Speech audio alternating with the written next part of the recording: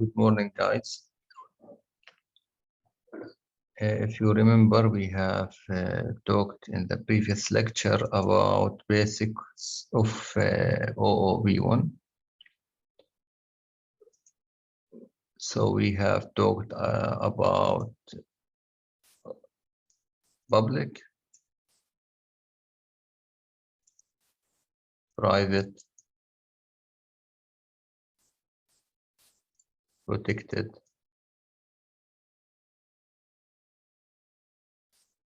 and default modifiers.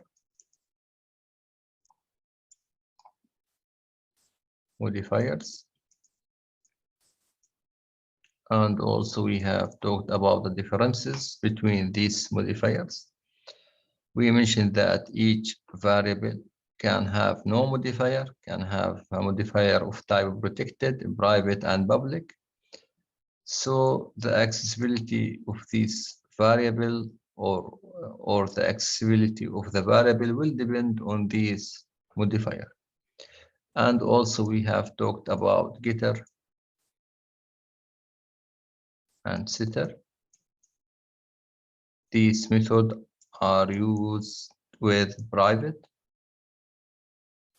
data member or a private variable.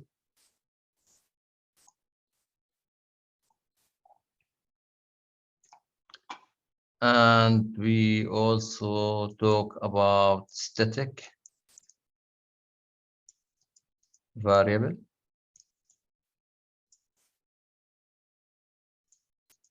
Also, we have talked about mutable classes. So today, inshallah, we will talk about OOB also, thinking. We will talk about thinking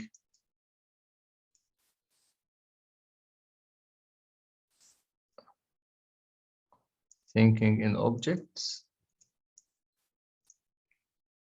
Thinking in objects, inshallah.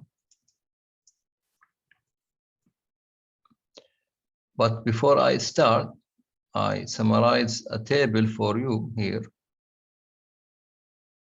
to compare between static and non-static variables or methods. So here are the interaction variable if it is what static, if this variable was static, and this variable if it was non-static, and method if the method is static, and if the method is non-static. How we are going to call the method or the variable if we want to call them in different class. For first, if it is variable and it's static, we can call it using a class name or instance name. But if we call it using the instance name, in that case, we will get a warning message, not an error message, only a warning message.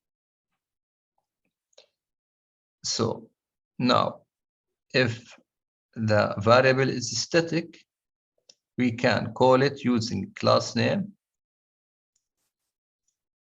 We can access it calling class name dot variable name. But if we have used instance, for example, C1 dot variable, in that case, this will give you a warning message. And they are warning you or telling you that no need to create an instance, because in static variable we are referring to the same location. So you can call it using the class name, or we prefer to call it using the class name. So if you are right C1, C2, C3, and you have called it all this variable, you want to access the variable, the static variable, all are referring to the same value. So this is a static variable. Now, if the variable is non-static, okay, you can call it using instance only. You cannot write the class name. And if you have written the class name, this will cause an error here. Error message, not a warning, error message. For non-static variable, if you try to call it using, you can call it only using the instance. Yani C1 dot something. C1 dot variable name. It's okay. But if you have called it using the class name, directly class name dot variable name, and again this variable is non-static, in that case an error message will show up to you. Compile error, yani. Compile error. Now for the method, we have static method and non-static method. The same. If we are want to call the static method, we can call it using the class name or instance name. Okay. For non-static method, if we use the instance only, in that case a warning message will show to you. Okay. So I will share with you just example here. NetBeans. I will open the NetBeans now.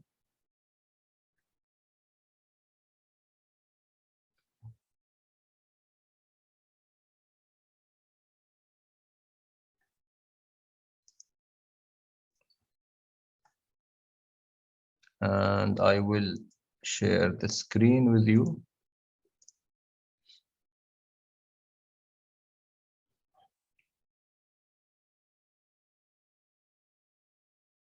Just give me a few seconds.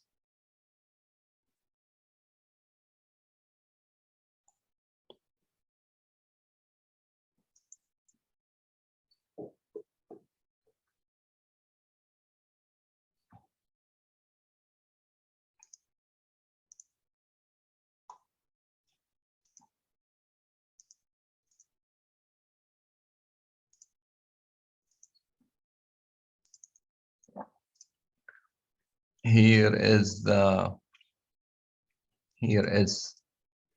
main class, and we have order and will. This example was in the lab. So now here for lab 6, we have, as you can see, a warning message. This is a warning message. As you can see here, it is in yellow. Here I am talking about variable. So now let's see number of order. Now number of order here is non-static. So if you call it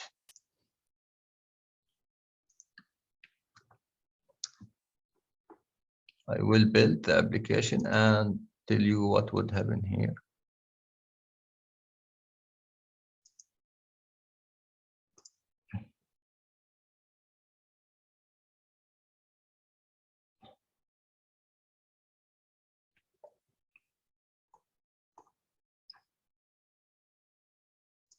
Will run.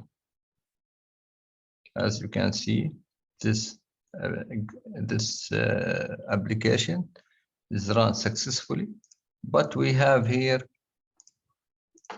a warning message. As you can see here, it is in yellow. Okay, now let's see what's happening here. Let's go to the number of order in the order. Here is the number of order. Now the number of order is a non-static variable. Now it's okay to call it using order class name dot number of order. It's okay as using the class name or using the instance name. Okay. But in that case, a warning message will appear here. Now let's change it to static one. So static. Okay. Now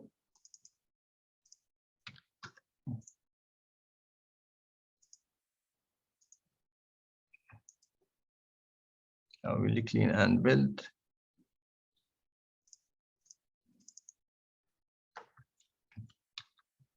Then I will write O1 dot number.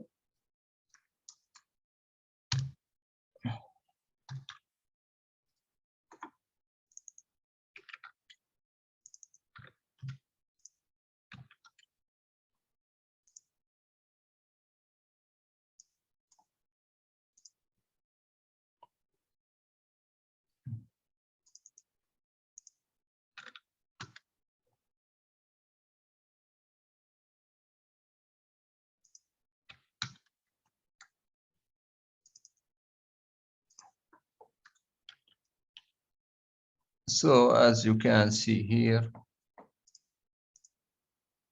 a warning message appeared. No, now let's remove this one.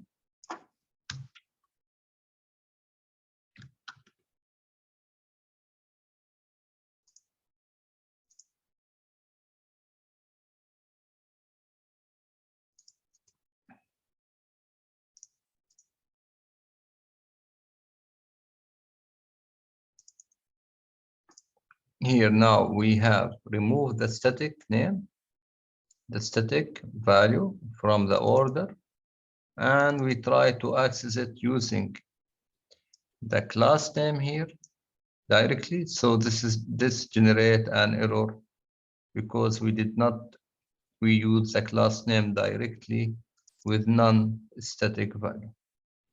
Now let's try this with a method here, with a method.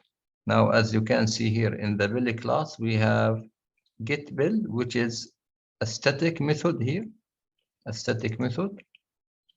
Now, let me just fix the error to complete talking about the method. Now here we have again in the class bill, get bill. It is of type static. As you can see here, get bill is working correctly with the class name because it is of type static. Nothing will affect it, no errors, no compilation error. But if I have used here also be, it will give me a warning message, okay? But it is not a compile error, it is just a warning message, and you can run your application. As you can see here, you can run it. It is a warning message in yellow here. So with static, you can use instance and the classes in general. In static, with static variable or static method, you can use class name and instance. But if you have used instance, you will get a warning message, not an error message. But with non-static method or variable here. Now I will build.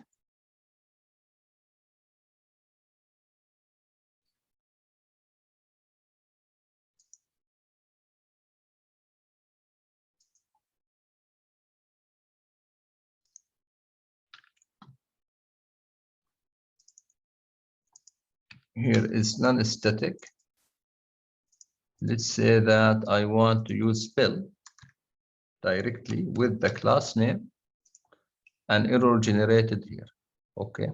So the general rule here, as I have mentioned, if you are going to use a static variable, you can use them with the class name or instance name. Okay. But if you have used them with instance name, a warning message will appear to you. But if you have used non-static value, it's okay to use it with instance name. But if you have used a class name, error message will appear with class name.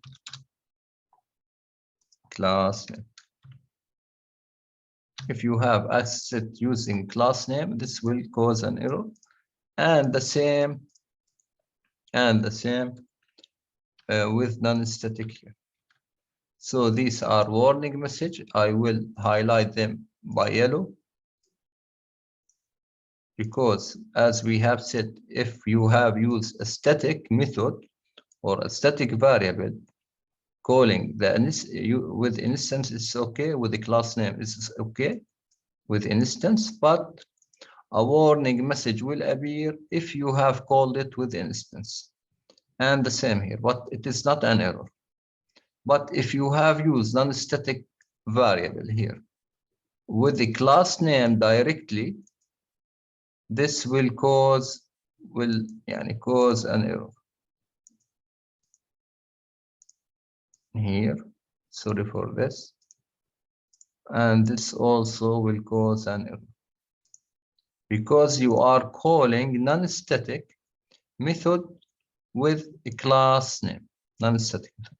So in general, it is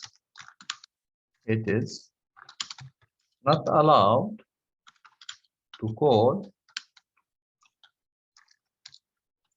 non-static variable or method with a class name, or using, let's say, using class name. Why this cause an error? Because the compiler telling you are using non-static value. So you are taking a copy. Let's say we have a class 1 here, and you have X. If it is static, if it is non-static value, when you create C1 instance and C2, you are taking a copy from X. So X here is not as this X. They are different. So you can save here a value, but the value here will be different. Okay. So the compiler will tell you if you are using non-static value or non-static method you can use it with instance, but if you have used it with a class name, that will generate an error. Why? Because it will tell you that you cannot share X. You cannot share X. You cannot share X using the class name.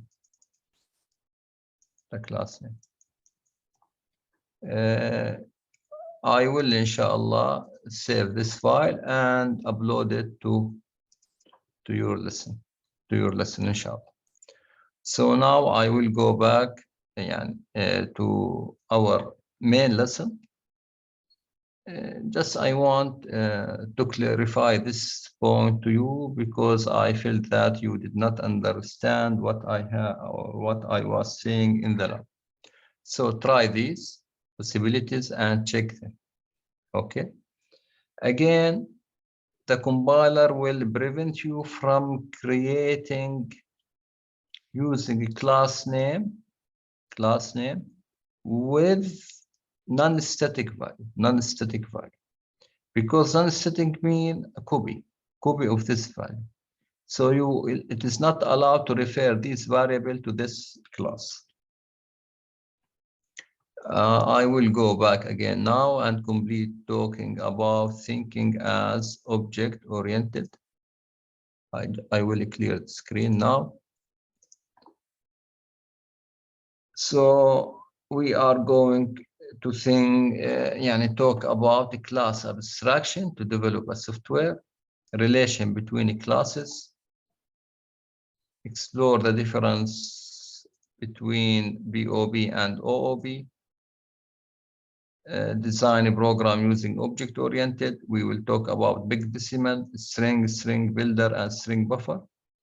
I will leave these with the rubber class to the next week, inshallah. Rubber classes. I will leave these for the next week. Just we will focus on these three topics: abstraction and relation between objects.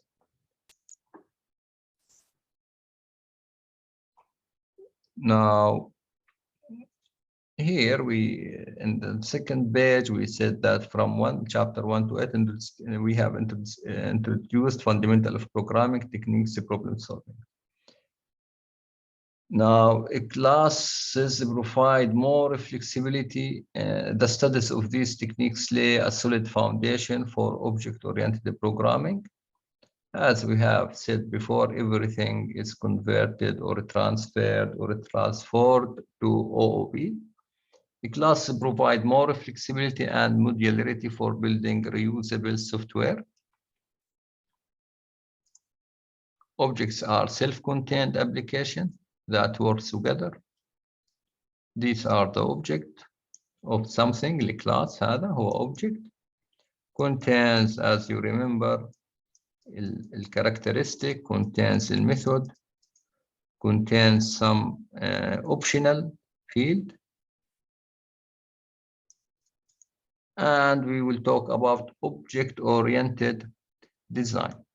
Is the art, هو فن, not a science of composing an application into some number of objects. So this is about how we are going to design our project or our application. It is not writing a code here. We do not write code here. Here we focus on designing our project using the UML, Unified Modeling Language. If you remember, we have a class name, variable, could be public, private, or protected with hash. And also we have the method name here, and we will see later how we can add here the optional field. Now this UML, each UML represents an object or a class. Now the idea here that these classes can interact together.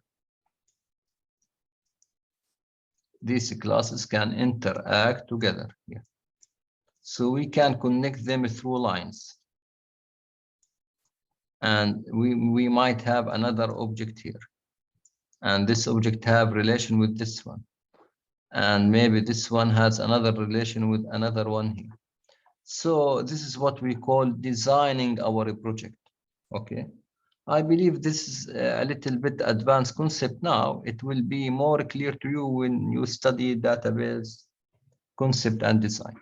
It will be easier to you to understand. However, we want to know that, or we should know that we should design our application before coding. If you remember in Introduction to Computing, we have said that one of the techniques to solve our problem to visualize the problem or to visualize our solution. It will be more easy to understand. So this is what we are doing here. We are creating our UML, okay, and we connect them together through relation. So now in the previous slide, we will see that the relation has a name, has some restriction, has direction, also restriction, direction. Inshallah, we will see this in the next slide.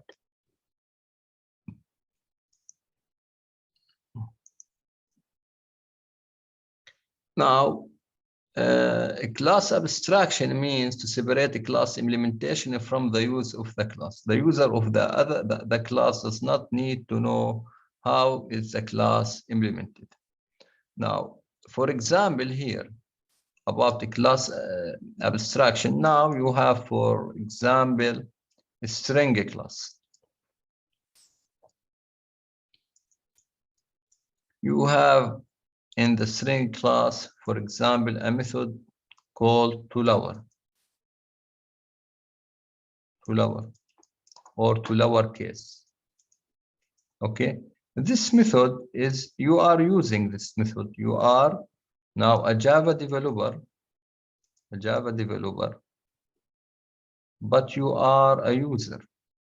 Why you are a user? You will say, no, doctor, this is wrong. I am a developer. Yes, I know you are a developer and you are writing code, but you are a user for NetBeans. هذا هو software بالنهاية. It is a software, so you are a user and you are using the method here. So you should provide a level of abstraction, here. What do we mean by this? Now you are a programmer using the NetBeans. You have used toLower, and you know that toLower is take a string and convert it to lowercase. So now you don't know how this function is implemented, and you don't care about that. You want only to use it. Okay, so a class abstraction exists in this string class inside this method. You don't know, you don't need to know how this function is implemented. You just need to know, you need to know how to use it. You don't need to know how to implement, how it was implemented. So this is provide a level of abstraction. Okay, so the user, you are the user of NetBeans. Of the class does not need to know how the class is implemented or how the method inside or how the methods inside the class are implemented. So the details of implementation is encapsulated and hidden from the user. Okay, from the user. So this is exists in Java. Can you do this in your application? Yes. Can you, as a developer now, do this for your own method? Can you encapsulate your method? Yes, you can. There is a keyword in Java called abstract.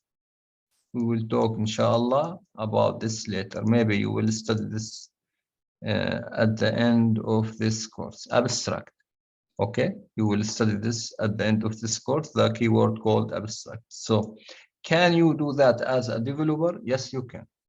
You can create a class, you can create your own method, you can give this method a level of abstraction,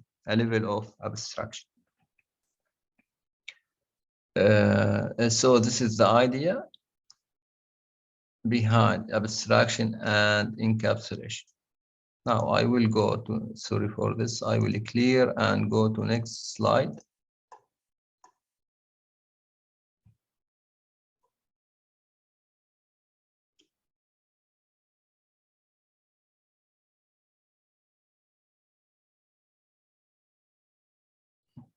Here, just an example to show you. It is about BMI, body mass index. As you can see, we recommend to make our data member private, age, name, weight, and height. These are private, and as you can see here, we have a constructor to fill this file here. And here is the constructor also to fill the name, the age, the weight, and the height, sorry. And we have these constant. It is of type final static. So these are constant shared with all the instance, However, what we want to tell you here that I have this method to construct to fill the value here. I will call this constructor. Okay. Then I will use the get BMI to calculate the BMI here. So this is a method of type double return a value using the round whatever, and based on the return value here اللي هي BMI, I will print on the screen, or I will return a string. If the BMI is less than 8.5, I will return underweight.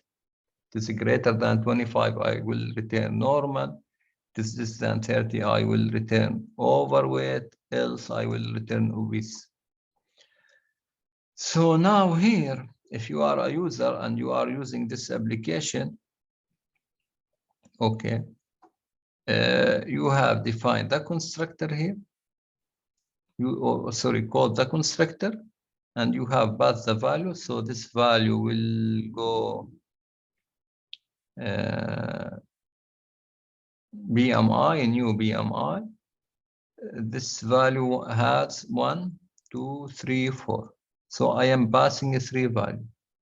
So I will check if I am going to call this. We have 1, 2, 3 here. 1, 2, 3. Here I am passing for 1, 2, 3, 4.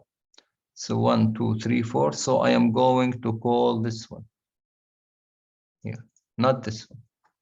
Why? Because here number of parameter is 4. So I will call this one and assign the value here. And now I have assigned this value. After that, I have printed the name and the get BMI and the get status, okay, for this one and this one. Now, guys, these here, get BMI and get name and get status, are methods. You are using a method now. You don't care about how these methods are implemented or what is the formula here. I don't care. I have a method to get the BMI and it is tested and it is working correctly. So what I should do, I can just call it, and I don't care about the implementation here.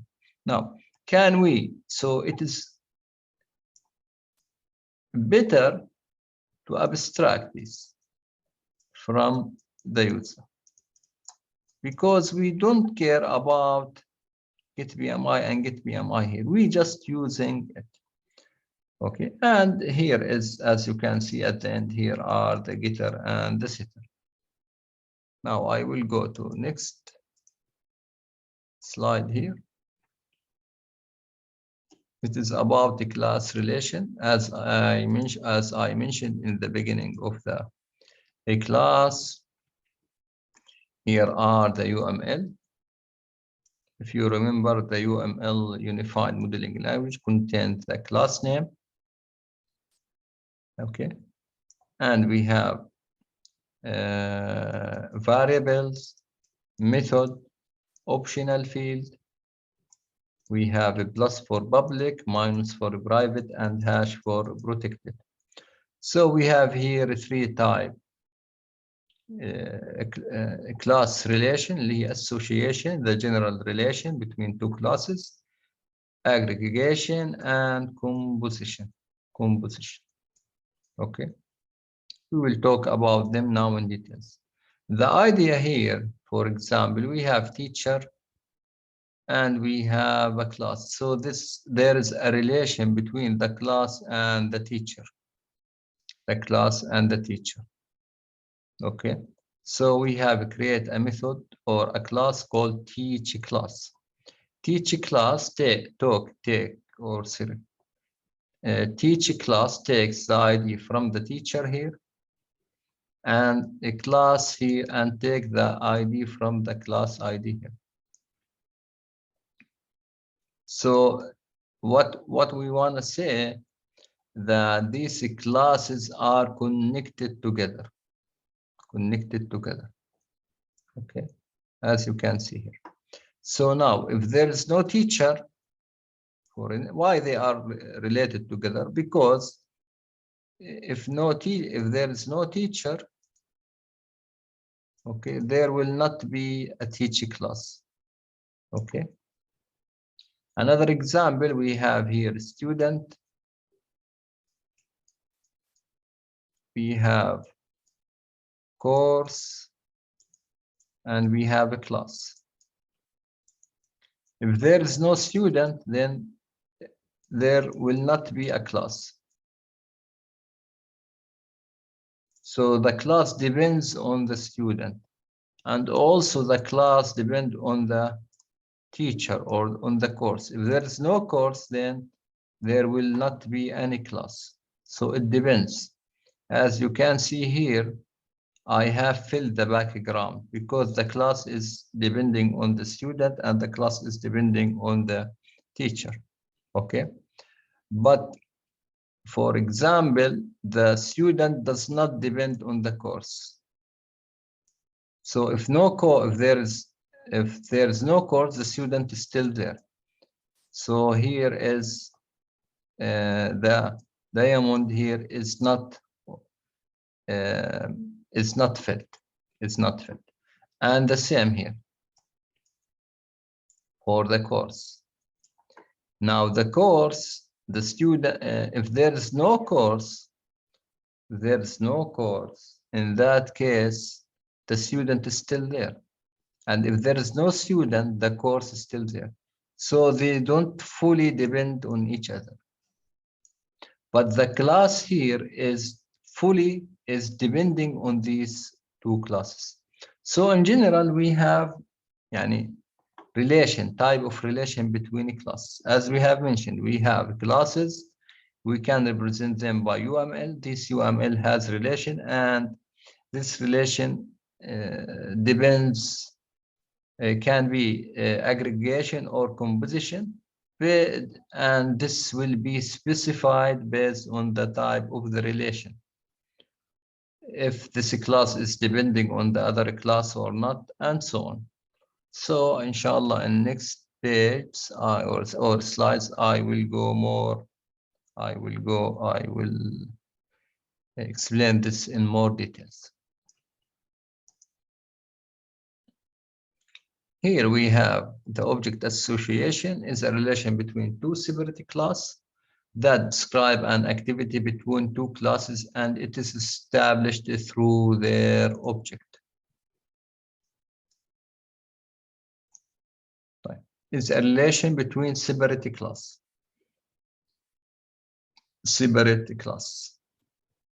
And describe an activity between two classes and is establishes through their objects. So we should have object, okay, and we should have relation. As you can see here is the line to tell the user that this is the first UML, this is the second UML, here is the third UML. Now we can connect them through relation here. Okay. Now we mean by the course here, يعني هو الكلاس. Okay, the class. Okay. Now the faculty here, one faculty, okay, should teach the course. Will teach the course. One at least should teach 0 to 3 courses. Yani will teach, this is the relation, one faculty will teach 0 to 3 courses. So the one faculty, so it's now suppose, or it should be, there is at least one faculty, and this faculty can teach courses, or some semester he will not teach any course. Maybe he is busy with admin work or any other things.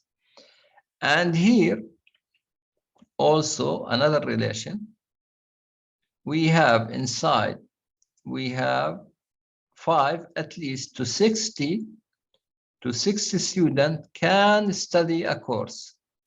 Okay, star mean 0 or more. Star mean دائما in computer science 0 or more. So student here, we have to open a class. At least there will be 5 students, and at maximum will be 6. We will have 6 students to study this course. And some students maybe will not study any course. They might drop or withdraw, whatever. So here we have 0 and more students. So do we have relation between UML? Yes. What we can do, we can connect them through lines. Okay. And we should indicate the direction. Okay. We can use black triangle.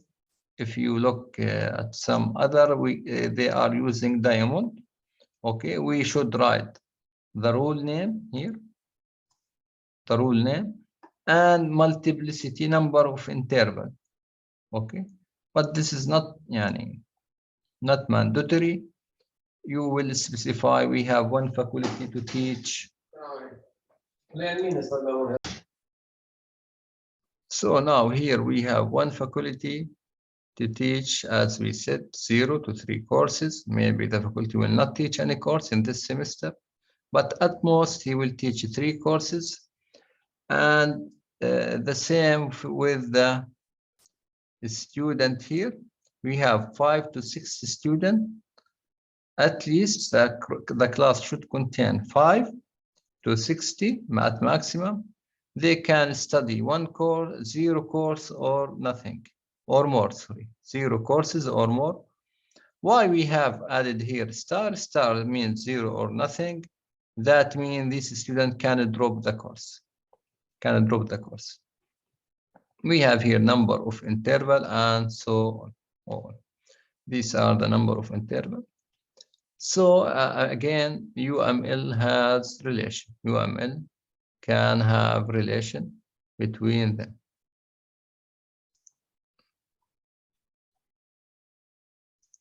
Now I will go to next slide here.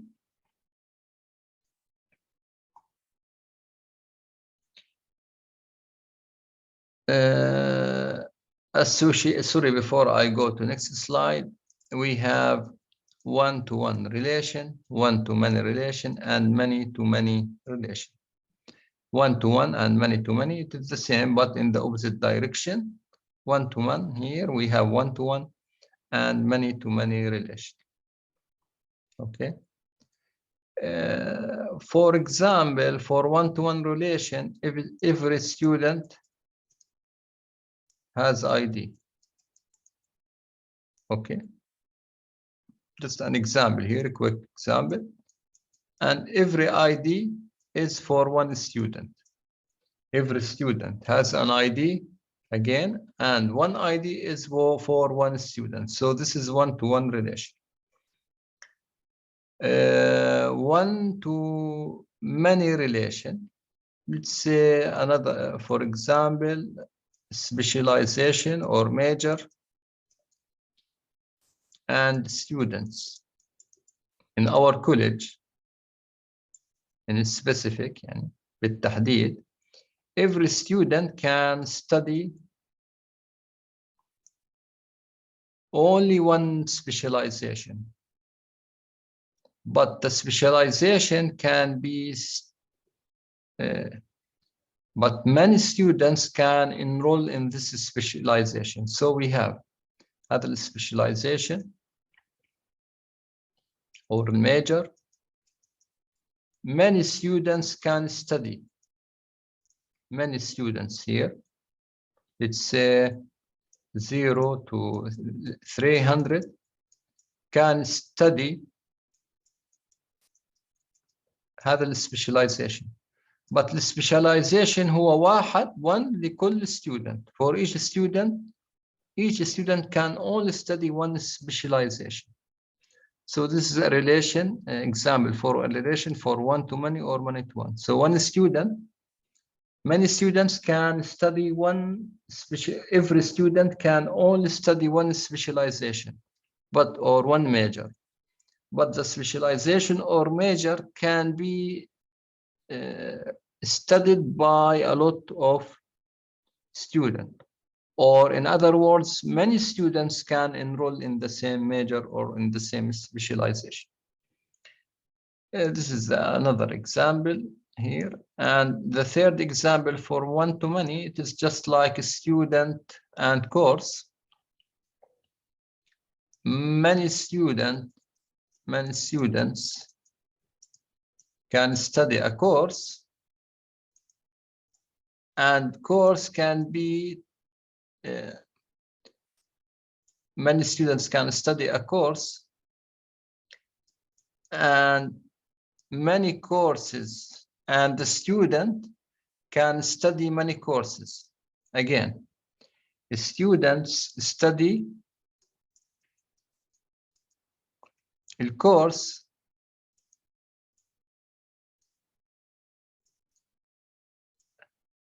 has many students, so many students can study a course, many students. And the student also can study many courses. Many students can study a course, many students can study a course, and many courses and student can study many courses. So it is a many-to-many relation. A many-to-many. Student can study many courses. Okay. Will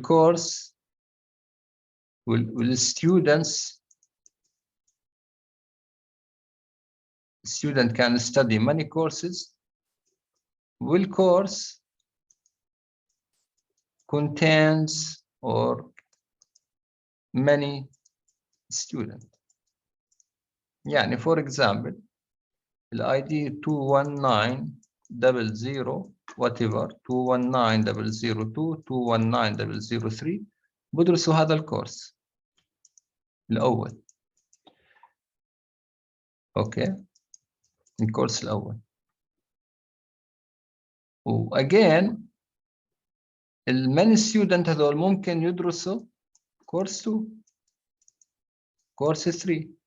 فكورس 1 student 1 student 2 student 3 can study this course and this one and this one course 1, and also course 1 can be studied by student 1 student 2 student 3, and also course 2 can be studied by student 1 and the student 2 student 3, and course 3, and so on. So we have like this: students ST1 ST2 ST3, and here we have C1 course 1 C2 C3. We have many-to-many relation. يعني هذا can read أكثر من course وهذا كذلك, and this course can be studied or will be can be taught to more than one student, and so on. So this is the relation. So just you will يعني understand this more clearly in the maybe previous topic, like in the next semester topics like database concept and design. You will study this relation in more details. Okay, so what we want to know is that we have UML, we have interval, we have type of the relation. Okay, now we will go talk about inshallah aggregation and and a composition. Now before I go to the relation type, we have here in this example two separate classes, bank and employee, are associated through their object. Bank can have many employees, so it is a one-to-many relation. So here is one-to-many. Many employee can work in many employee work in one bank, but in the bank many employees can work in one bank, but all the employees are working on inside one bank. Okay, so this employee cannot work in bank 2. And this employee cannot work in bank 3. So it is not a many-to-many relation. It is one-to-one relation, because this employee, every employee can work only in one bank, but the bank contains many employees. So this is an example for a one-to-one relation. Okay. How can you justify that bank employee classes are associated here? Look at this one, guys. We have here the employee class bank. Okay. And we have a constructor for filling the bank name, and also another method to get the bank name. And also here we have a private string name, we have employee, we have string get employee, and this one, this name dot name, return this name also. This is a private variable, and this is a constructor to set the name, and this method to return the name. Now here is the association. As you can see here, I can create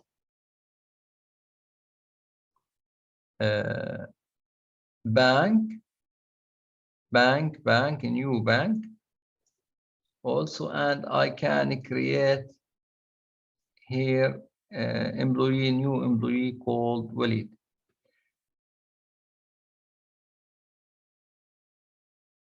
Now here, how we can justify that the bank employee classes are associated? Let's take a look at this code now.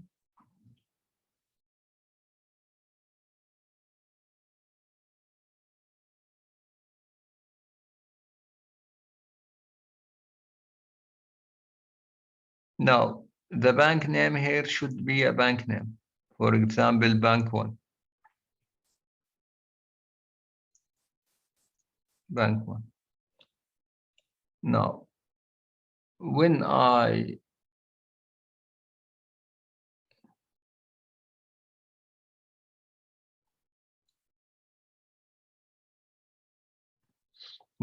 call this bank here, this is the value, I will pass this constructor or this value here, bank 1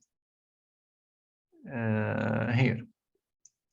So now inside the bank, I will save inside the name bank 1. Okay. Now, when I call the employee here, the constructor, I saved here the name also. Then I have printed the bank name and the employee name here. So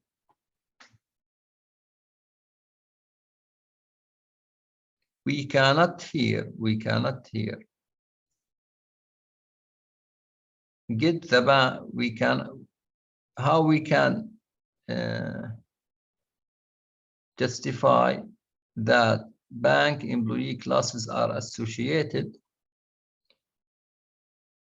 using the class, because we have used here the class association or the main class.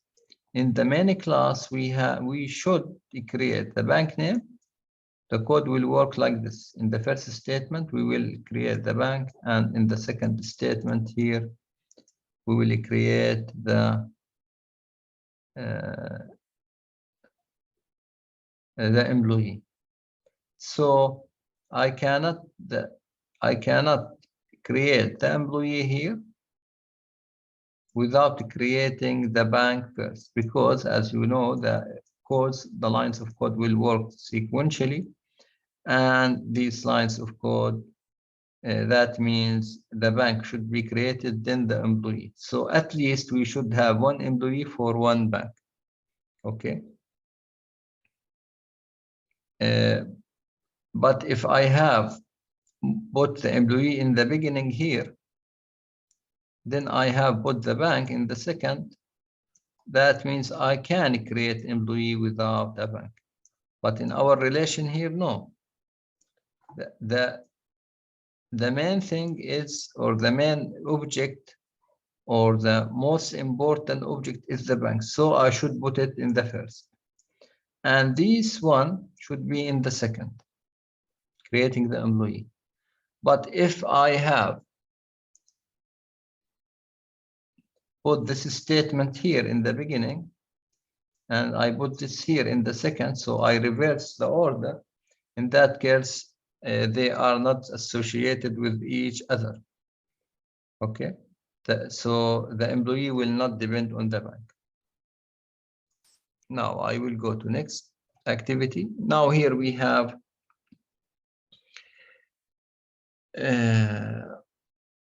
association. We have aggregation and composition are the two forms of association. It is has a relation. It is a unidirectional relation. It is a unidirectional or one-way relation. Okay. For example, department can have many students, but vice versa, it is not possible, as I have mentioned before, department or major. In aggregation, both the entries can survive individually, which means ending one entity will not affect the other entity. Okay, why we need aggregation? To maintain and improve the code. Code reuse is best achieved by aggregation. And object-oriented programming always help to maintain and reuse the code and improve the sustainability or usability of the code. Sorry, the usability of the code and the sustainability. Okay, يعني استمرارية الكود وتحسينه. Now here this is the association. وعندنا في العلاقة شيء أقل منها, and we have the composition, the aggregation will composition. Now it is a unidirection one way. Now we have course. I don't say a class, or let's say something else. We have teacher. We have student. These don't depend on each other. Don't depend on each other. So if the student is not there, the teacher will be there. If the teacher is not there, the student will be there. But if we have a class here, class, okay, if there is no student, no teacher, there will not be class. If there is no student, as I have mentioned, there will not be a class. An example for aggregation, it is just like a car and wheel. Car and wheel. As you see here, this is aggregation. The diamond, the triangle here, sometimes they add diamond here. Here the triangle is not filled. هذا not filled. شايفينه؟ هو الويل and car. Now, the car is not, the wheel is not depending on the car. So if there is no car, there will be a wheel. So this wheel can be used in other vehicles. Okay. And if there is no wheel, there will be a car. Okay. The car is there. But if there is no car, there will be a wheel. There will be a wheel. So the wheel does not depend on the car. Wheel can be used in other things, other vehicles. Okay. So this is an example of aggregation. Now, both entity in aggregation, both entity can survive individually, which means ending one will not affect the other entity. As I have said, wheel and car. The car is object, individual, and the wheel is object. No wheel, that does not mean there is no car. And no car, that does not mean there is no wheel. Okay. wheel can be used with other vehicles. Now I will go to next slide.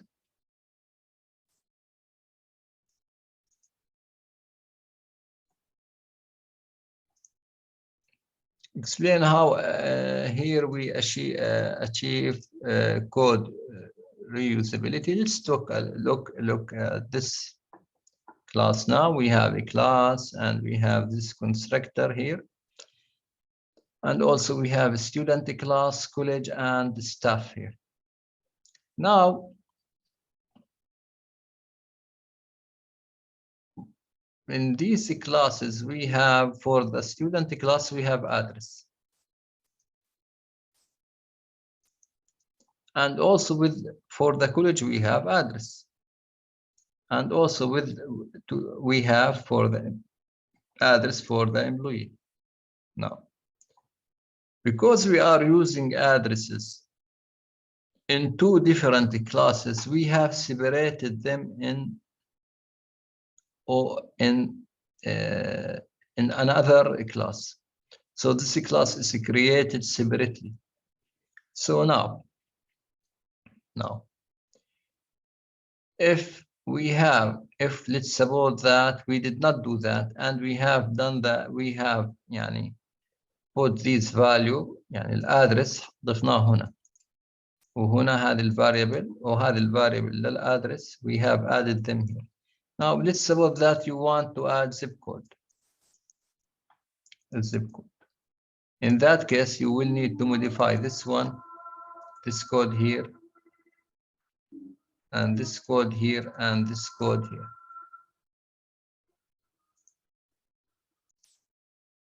Okay, again guys, there was a technical issue, so I will repeat this slide and continue with other slide.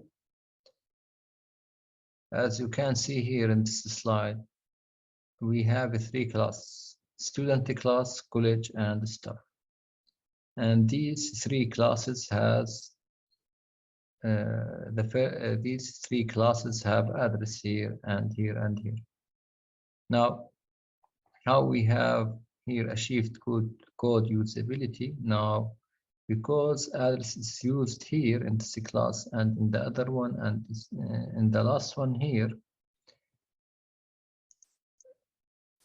As you can see in the first and the second one and the third one here, it would be easier to modify a class. For example, if I want to add, as I have said, for example, zip code or neighborhood, whatever, any new fields here to this class, it would be easier to me other than taking all of these value here and modify the variable in this class and adding the value here and here. Now, if I want to modify or add another fields, in that case, I have to add this field here and here and here. And the same with neighborhood. I have to add it here and here and here. But in this case here, I can only add these fields inside the class field, and they will be automatically changed here and here and here, and no need to modify staff, class, college, and student classes. So this is how we have achieved code usability.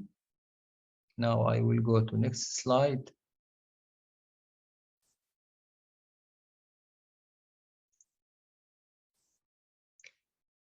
We have talked about aggregation, and now we are going to talk about composition.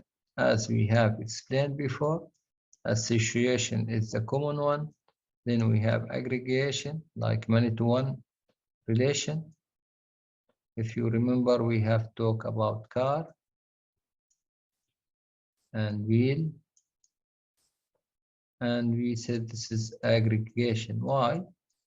Because they don't fully depend on each other. We have the car and the wheel. So the car might have a wheel here, but the wheel does not depend on the car. So the wheel can be used with other vehicles. So this is an example of aggregation method. Now we will talk about composition. A composition is a restricted form of aggregation here, in which two entities are highly dependent on each other. So these two entities are highly dependent on each other. As example here, as one of the example or one of the famous example, it is file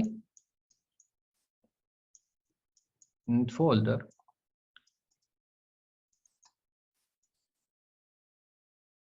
Okay. The relation with them is aggregation because the file depends on the folder, and if there is no folder, there will not be a file. And here, a human needs heart to live, and heart needs human body to survive. So this is another example of composition. So the file is part of the folder, and if there is no folder, there will not be any file. So this is an example of composition. It is a restricted form of aggregation in which two entities are highly dependent on each other. When there is a composition between two entities, the composed object cannot exist without the other entity, as we have explained here.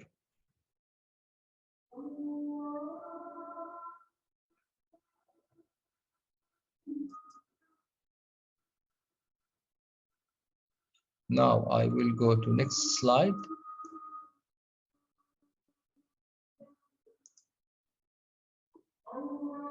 Here we have an example for aggregation, for composition. Here we have the book, and the book, as you can see, consists of or contains a title, author, and these are public. And also we have here string, title, string, author, title and author of title string. And this is the main constructor that we have for the book. And also we have another class called library, which contains a list of books. So as you can see here, we have these symbol or these tags, less than and greater than. In Java, that means a list. That means a list. So now we have here a list of books inside this library. So the constructor for the library, as you can see here, receive list of books, and we have a method return the total list of books inside the library here. So the method here is the method return type is of type list. The method return type is of type list. The method name is code get total books in library. So this method will return list of books inside the library. I believe that list one is a list keyword. We did not study this keyword list, or we did not study list before, but this is an example help you to understand the meaning of composition. So now, if there are no books, there are no library based on this code, and if there is no library, there will not be a book, or there will not be books. How we figure out كيف عرفنا هذا? Now here we have created book 1, book 2, and book 3.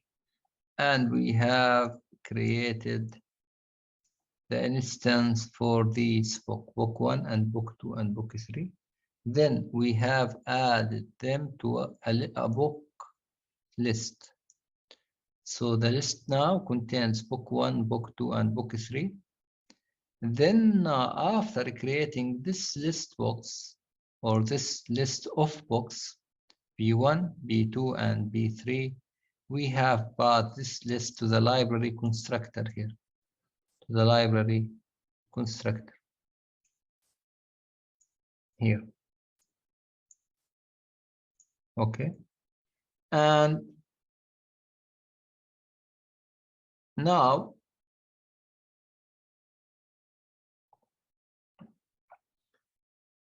after passing these books to the library, we have used the method called getTotalBooks, which is return a box here.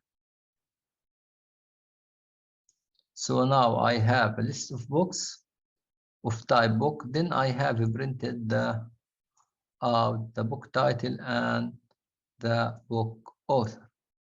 Now, why we have here said that this is a composition relation, because we cannot create the library books, the library without the books. If there are no books, there will not be any library.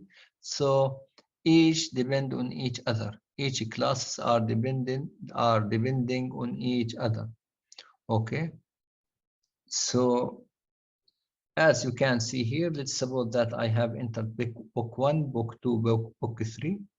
Now I have passed this new box here, and I have added them to the list of books. Maybe I can call this program again and add book 3, book 4, book 5, and again I will add them to the books with the original one or with the previous one, اللي هم B1, B2, B3. So now in the list I can have B1, B2, B3, B4, B5, B6.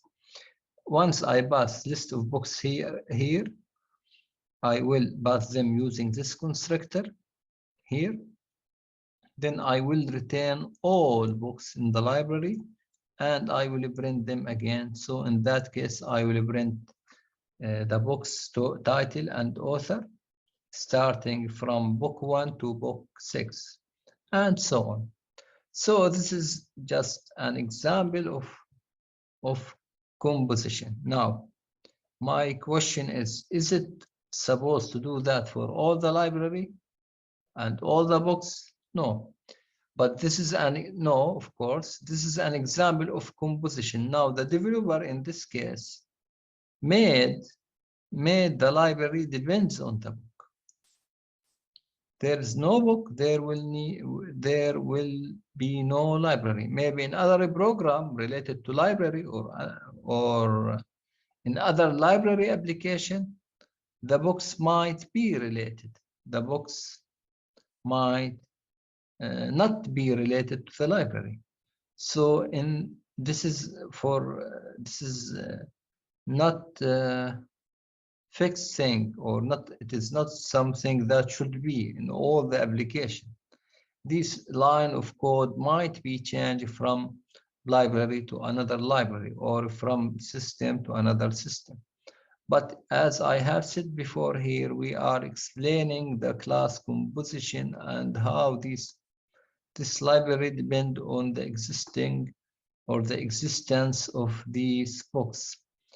So if there are no books, there will be no books. In that case, there will be no library.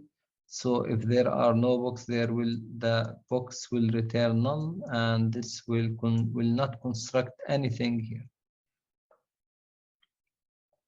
Okay. So as we have said here, we have composition relation, aggregation relation, and the association. For aggregation, we don't use fill diamond. For the composition, we are using, or we should use a fill diamond like this. And again, we have the UML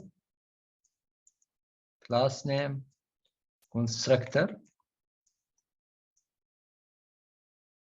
Sorry, for the UML, we should add class name, variable. These variable might be public, private, and protected variable. And also here we have method in the third section, constructor. And we prefer to add the constructor first. In the fourth part here, we can add the optional value. Optional value. Like we have said in the previous example, we have student and responsibilities. So the student might have responsibility and the student might not have responsibility. So if this field is not important, we can add the data type or the field at the end of the UML. And also we have said that again, we have also said that UML can have relation. This relation can be many-to-many or many-to-many or one-to-many or one-to-one. And we said that we should specify the direction of this relation, of the relation, and the name of the relation. So quickly, I will go back. Here is a UML relation. Okay. And here how we have specified the relation between these UML.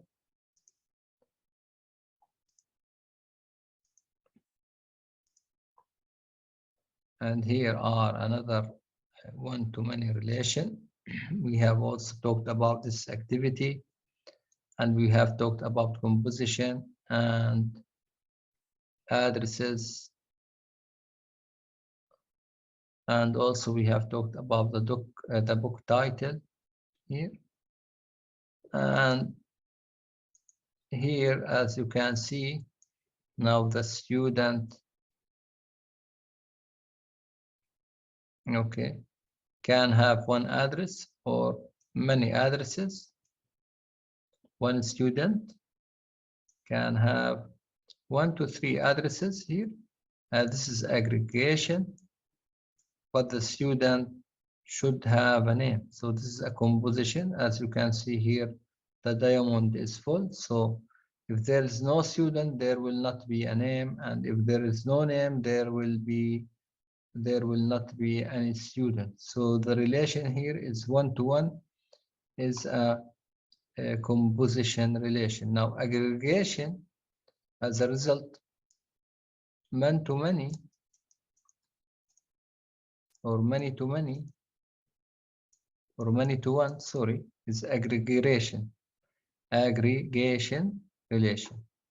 Okay, but composition, like one-to-one, like name, student, or student ID, مثلا, as we have mentioned before, file and folder. They fully depend on each other. They are fully depending on each other, but here they don't fully depend on each other. They can survive and live separately. Don't forget the class, the example for the addresses that we have talked about previously. And here, as we have mentioned, we have extra component. This is not mandatory, not Yani we can add it and we can leave it without no need to add it. Sometimes we need to add it, but this is not mandatory, it is optional.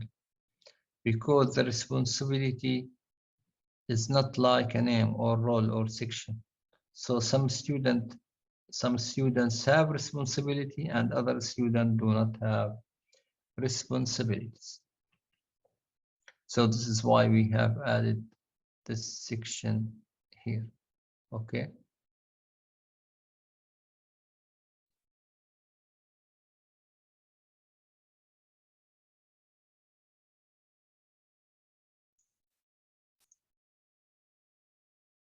Now the last thing that I'm going to talk about in UML, UML can return has a relation to itself.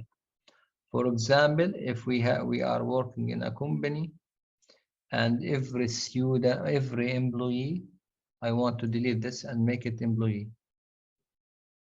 And let's suppose that for each employee we have one supervisor. So employee supervise an employee.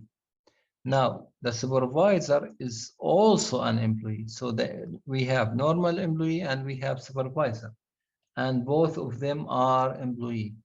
So can we do this in our relation or in UML? Yes, we can. We can return a relation to the same type, like employee, supervise, and employee. Employee, which is a supervisor, supervise an employee. Now, in this case, we have one-to-one relation because every employee has one supervisor. So we represent it like this.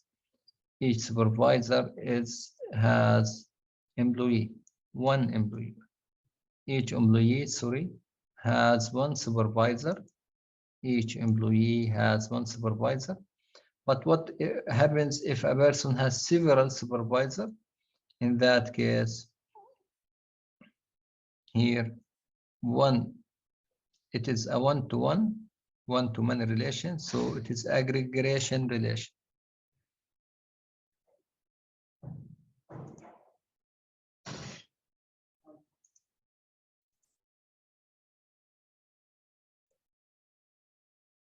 So here, again, we have employee supervise many employees. So this is one-to-many relation, aggregation, as you can see it. So the diamond is not filled. How we represent this? By this piece of code. The supervisor we have a lot of supervisor which are of type person or type employee. Now,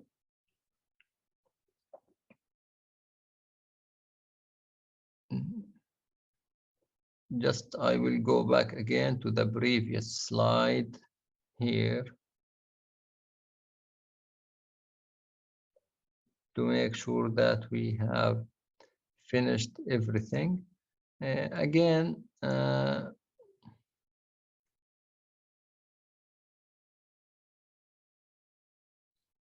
just I want to mention a point here where about composition. When there is a composition between two entities, the composed object cannot exist without the other entity. An example for this, again, sorry, I missed this point. We have here, let's say, a company or a system for HR inside a company contains all the employee record and their dependent. Now, the dependent here have relation, composition relation with the employee. So the diamond is filled with the employee, because if there are no employee inside this company, there will not be dependent. So let's suppose that this employee has 3 kids and these kids need medical insurance. Now, if there is no employee, there will not be dependent inside this HR system inside the company. So this is another example of composition. I mentioned it to make sure that the idea is clear. I will go again to the last slide here.